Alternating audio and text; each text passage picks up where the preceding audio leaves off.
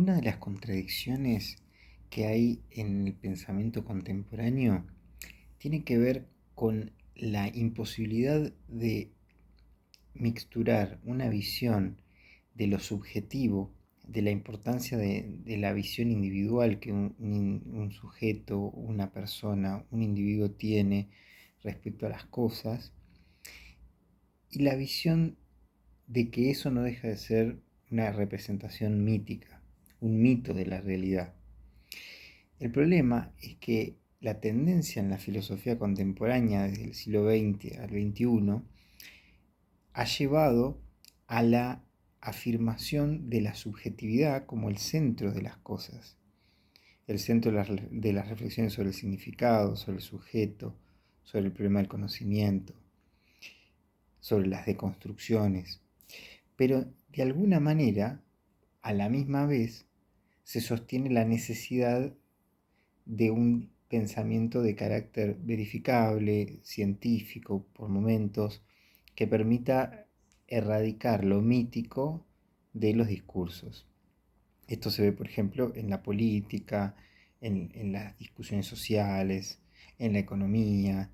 en las cuestiones vinculadas a lo religioso, en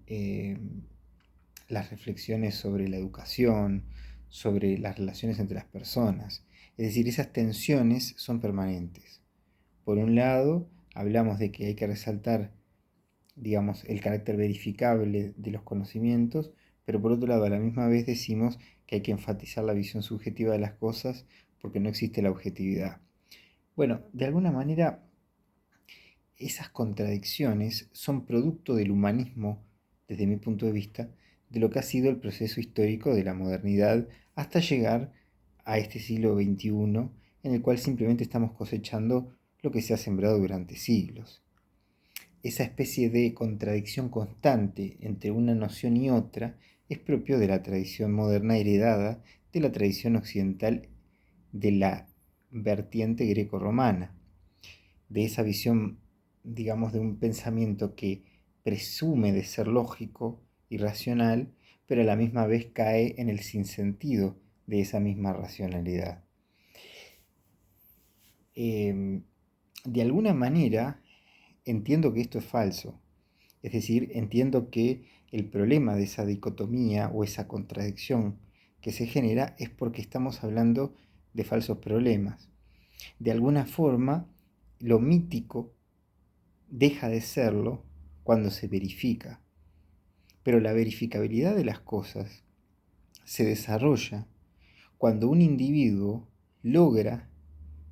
demostrar primero a sí mismo y luego a quienes lo rodean determinadas verdades que todos pueden compartir.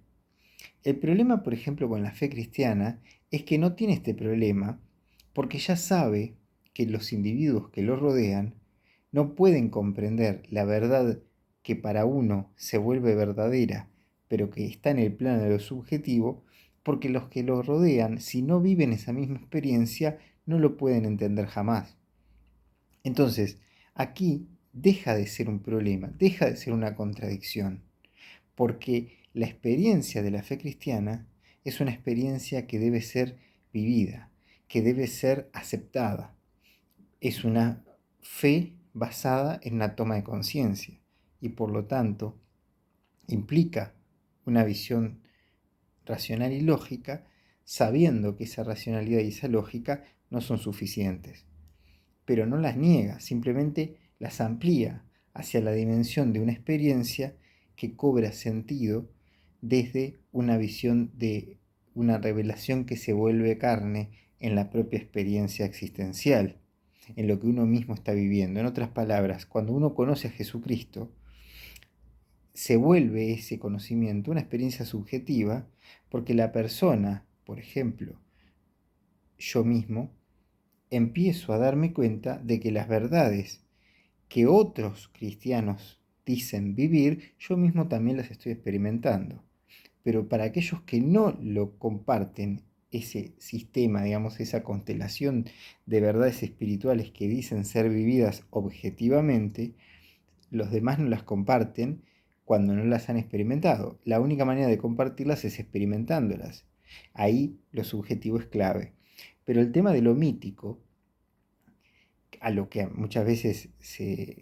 digamos, lo mítico se utiliza muchas veces para calificar negativamente, para descalificar al cristianismo, en el sentido de, eso que ustedes creen no es un hecho, eso es una fantasía de su mente, eso es una construcción mítica, es un relato, un discurso que les fue impuesto, que digamos que no es real,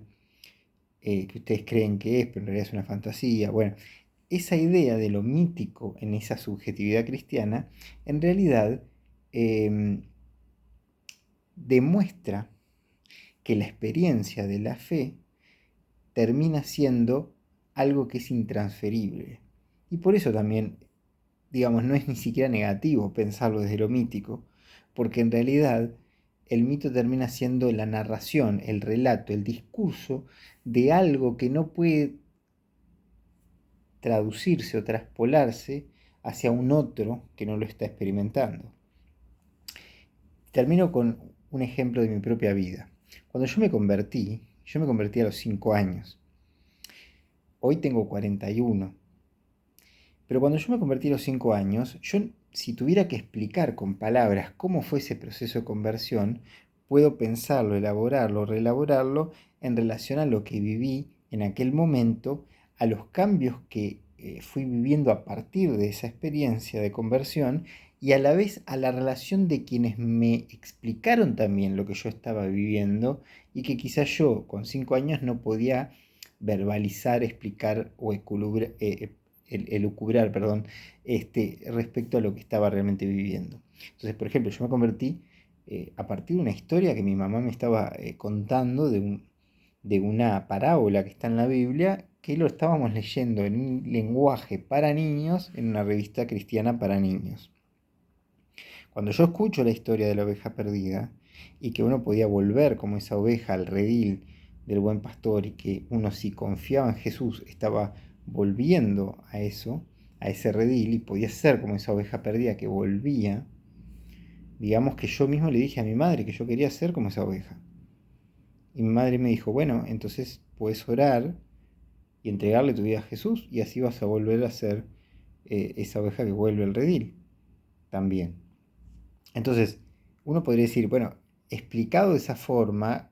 con la mediación que pudo haber en ese momento tenido mi madre de esa experiencia, uno podría decir, estás elaborando una visión mítica de una experiencia que luego atribuís a tu realidad. Bien, pero cuando yo hoy con 41 años miro para atrás, veo lo que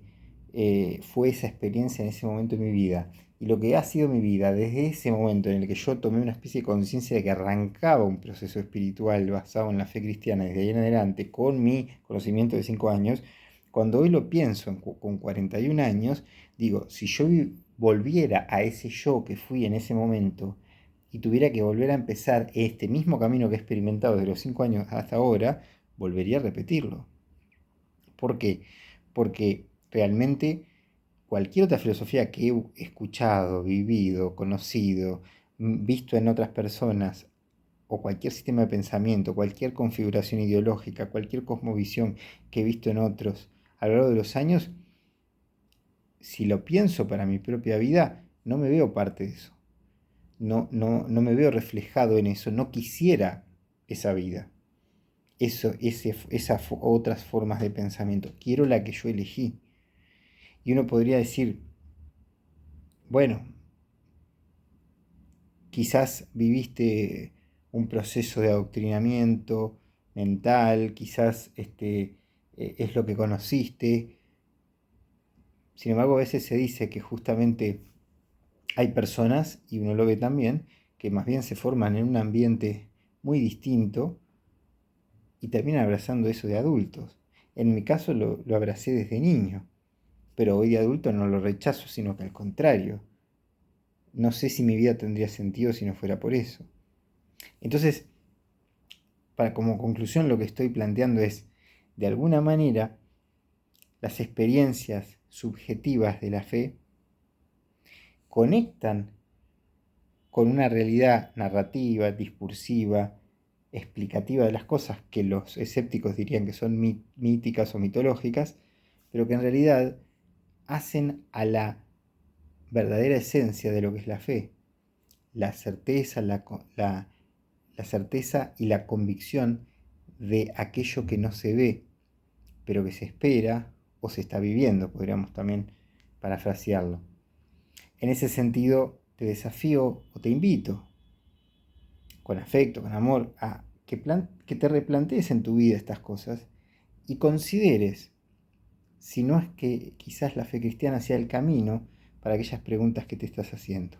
Te mando un abrazo grande, que Dios te bendiga y en esta Navidad que se acerca, disfrútala con toda la alegría del corazón que puedas y pensá en este concepto, que los cristianos también en la Navidad recordamos a ese Jesús que vino al mundo y que creemos que puede cambiar vidas aún hoy. Un abrazo enorme, que Dios te bendiga.